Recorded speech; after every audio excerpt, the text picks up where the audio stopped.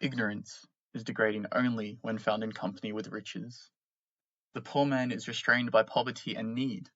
Labor occupies his thoughts and takes the place of knowledge. But rich men who are ignorant live for their lusts only, and are like the beasts of the field, as may be seen every day, and they can also be reproached for not having used wealth and leisure for that which gives them their greatest value. When we read, another person thinks for us. We merely repeat his mental process. In learning to write, the pupil goes over with his pen what the teacher has outlined in pencil. So in reading, the greater part of the work of thought is already done for us. This is why it relieves us to take up a book after being occupied with our own thoughts. And in reading, the mind is, in fact, only the playground of another's thoughts. So it comes about that if anyone spends almost the whole day in reading, and by way of relaxation devotes the intervals to some thoughtless pastime, he gradually loses the capacity for thinking, just as the man who rides at last forgets how to walk. This is the case with many learned persons. They have read themselves stupid. For to occupy every spare moment in reading, and to do nothing but read, is even more paralyzing to the mind than constant manual labor, which at least allows those engaged in it to follow their own thoughts.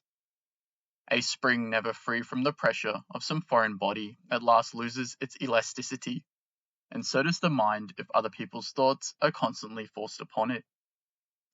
Just as you can ruin the stomach and impair the whole body by taking too much nourishment, so you can overfill and choke the mind by feeding it too much. The more you read, the fewer are the traces left by what you have read. The mind becomes like a tablet, crossed over and over with writing. There is no time for ruminating, and in no other way can you assimilate what you have read. If you read on and on without setting your own thoughts to work, what you have read cannot strike root, and is generally lost. It is, in fact, just the same with mental as with bodily food. Hardly the fifth part of what one takes is assimilated. The rest passes off in evaporation, respiration, and the like. The result of all this is that thoughts put on paper are nothing more than footsteps in the sand. You see the way the man has gone, but to know what he saw on his walk, you want his eyes. There is no quality of style that can be gained by reading writers who possess it, whether it be persuasiveness, imagination, the gift of drawing comparisons, boldness, bitterness, brevity, grace, ease of expression or wit, unexpected contrast, a laconic or naive manner, and the like. But if these qualities already in us exist, that is to say, potentially, we can call them forth and bring them to consciousness. We can learn the purposes to which they can be put. We can be strengthened in our inclination to use them or get courage to do so. We can judge by examples the effect of applying them, and so acquire the correct use of them. And of course, it is only when we have arrived at that point that we actually possess these qualities. The only way in which reading can form style is by teaching us the use to which we can put our own natural gifts. We must have these gifts before we begin to learn the use of them. Without them, reading teaches us nothing but cold, dead mannerisms, and makes us shallow imitators. The strata of the earth preserve in rows the creatures which lived in former ages, and the array of books on the shelves of a library stores up like manner the errors of the past and the way in which they have been exposed. Like those creatures, they too were full of life in their time, and made a great deal of noise. But now they are stiff and fossilized, and an object of curiosity to the literary paleontologist alone. Herodotus relates to Xerxes wept at the sight of his army, which stretched further than the eye could reach. In the thought that all of these, after 100 years, not one would be alive, and in looking over a huge catalogue of new books, one might weep at thinking that when 10 years have passed, none of them will be heard of. It is in literature, as in life, wherever you turn, you stumble at once upon the incorrigible mob of humanity, swarming in all directions, crowding and soiling everything like flies in summer.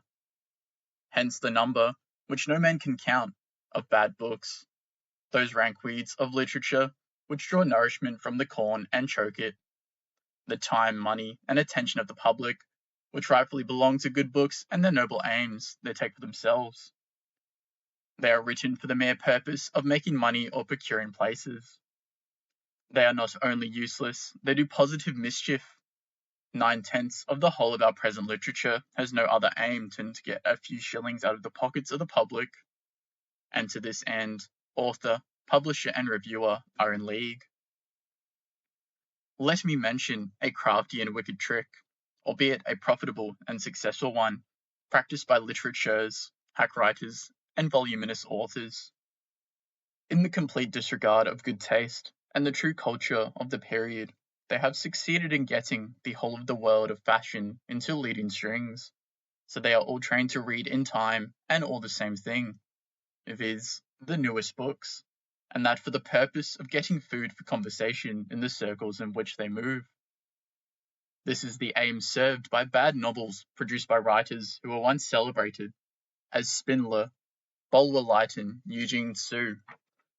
What can be more miserable than the lot of a reading public like this, always bound to peruse the latest works of extremely commonplace persons who write for money only, and who are therefore never few in number?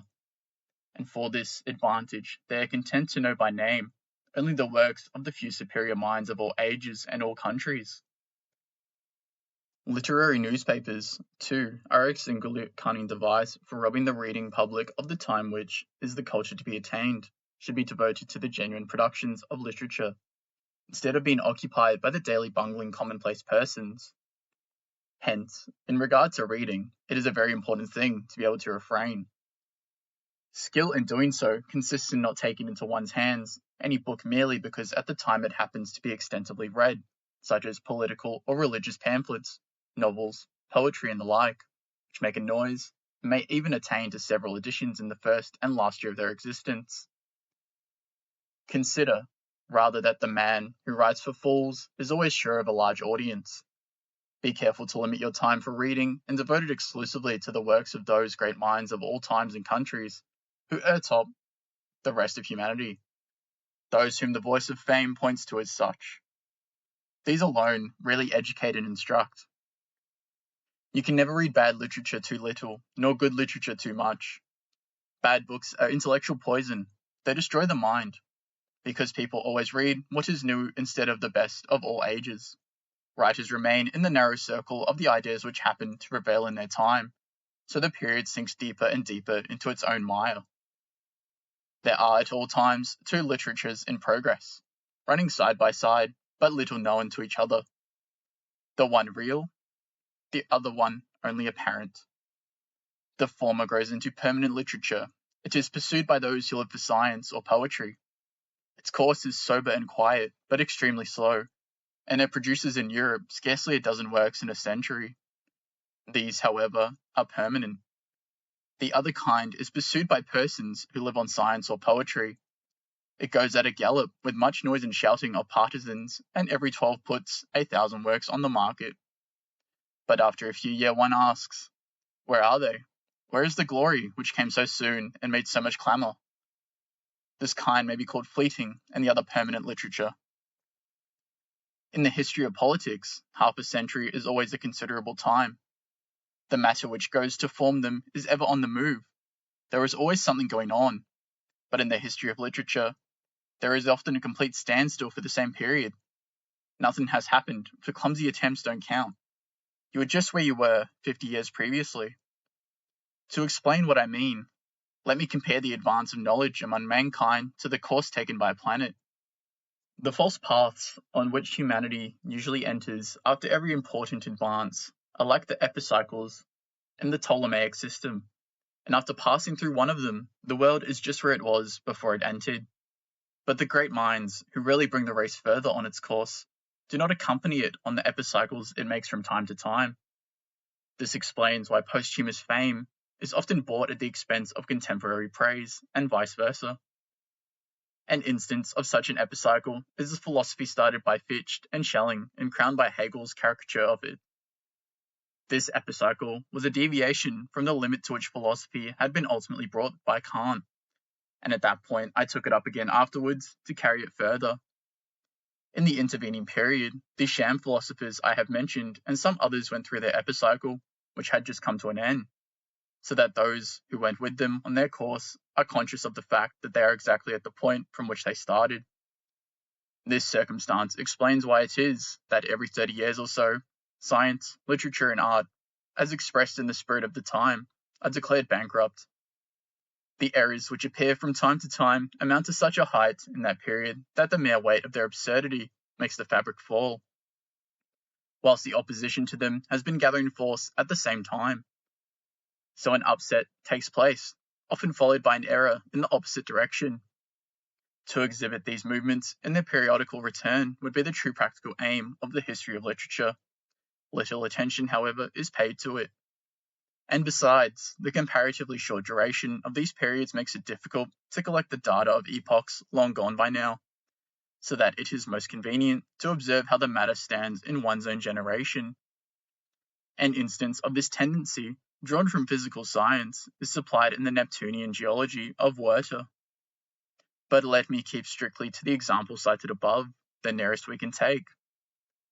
In German philosophy, the brilliant epoch of Kant was immediately followed by a period which aimed rather at being imposing than at convincing. Instead of being thorough and clear, it tried to be dazzling, hyperbolical, and in a special degree, unintelligible. Instead of seeking truth, it intrigued. Philosophy could make no progress in this fashion, and at last the whole school and its method became bankrupt. For the effrontery of Hegel and his fellows came to such a pass, whether because they talked such sophisticated nonsense, or were so unscrupulously puffed, or because the entire aim of this pretty piece of work was quite obvious, that in the end there was nothing to prevent charlantry of the whole business from becoming manifest to everybody. And when in consequence of certain disclosures, the favour it had enjoyed in high quarters was withdrawn, the system was openly ridiculed. This most miserable of all the meagre philosophies that have ever existed came to grief and dragged down with it into the abysm of discredit the systems of Fichte and Schelling which had preceded it. And so as far as Germany is concerned, the total philosophical incompetence of the first half of the century following upon Kant is quite plain, and still the Germans boast of their talent for philosophy in comparison with foreigners, especially since an English writer has been so maliciously ironical as to call them a nation of thinkers. For an example of the general system of epicycles drawn from the history of art, look at the school of sculpture, which flourished in the last century and took its name from Bernini, more especially at the development of it which prevailed in France. The ideal of this school was not antique beauty, but commonplace nature. Instead of the simplicity and grace of ancient art, it represented the manners of a French minute. This tendency became bankrupt when, under Winckelmann's direction, a return was made to the antique school.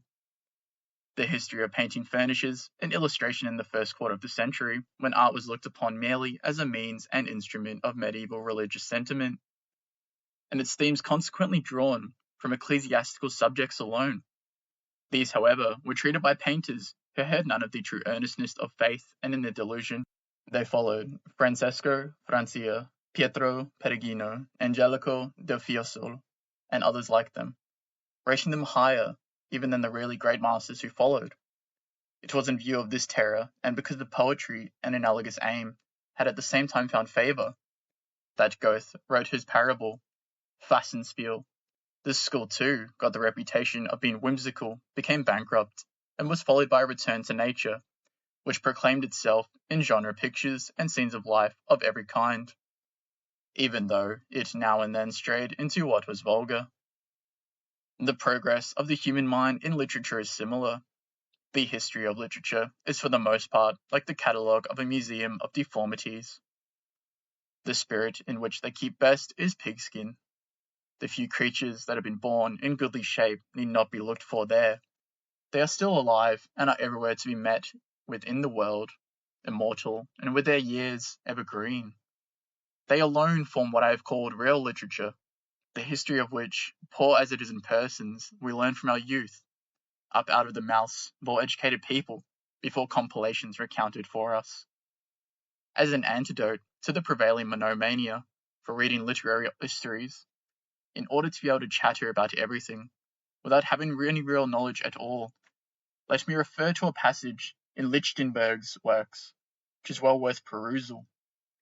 I believe that the over-minute acquaintance with the history of science and learning, which is such a prevalent feature of our day, is very prejudicial to the advance of knowledge itself.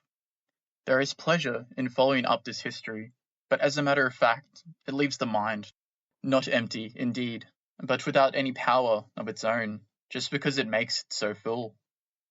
Whoever has felt the desire not to fill up his mind, but to strengthen it, to develop his faculties and aptitudes, and generally to enlarge his powers, will have found that there is nothing so weakening as intercourse with a so-called literature on a matter of knowledge on which he has not thought at all, though he knows 1,000 little facts appertaining to its history and literature. 'Tis like reading a cookery book when you are hungry. I believe that so-called literary history will never thrive amongst thoughtful people who are conscious of their own worth and the worth of real knowledge. These people are more given to employing their own reason than to troubling themselves to know how others have employed theirs. The worst of it is that, as you will find, the more knowledge takes the direction of literary research, the less the power of promoting knowledge becomes. The only thing that increases is pride in the possession of it. Such persons believe they possess knowledge in a greater degree than those who really possess it. It is surely a well-founded remark that knowledge never makes its possessor proud. Those alone let themselves be blown out with pride, who are incapable of extending knowledge in their own persons, occupy themselves with clearing up dark points in its history, or are able to recount what others have done. They are proud because they consider this occupation, which is mostly of a mechanical nature, the practice of knowledge. I could illustrate what I mean by examples, but it would be an odious task. Still, I wish someone would attempt a tragical history of literature, giving the way in which writers and artists who form the proudest possession of the various nations which have given them birth have been treated by them during their lives. Such a history would exhibit the ceaseless warfare which was good and genuine in all times and countries has had to wage with what was bad and perverse. It would tell of the martyrdom of almost all those who truly enlightened humanity, of almost all the great masters of every kind of art. It would show us how, with few exceptions, they were tormented to death without recognition, without sympathy, without followers. How they lived in poverty and misery, whilst fame, honour, and riches were the lot of the unworthy. How their fate was that of Esau, who, while he was hunting and getting venison for his father, was robbed of the blessing by Jacob, disguised in his brother's clothes. How, in spite of all, they were kept up by the love of their work, until at last the bitter fight of the teacher of humanity is over. Until the immortal laurel is held out of him, and the hour strikes when it can be said,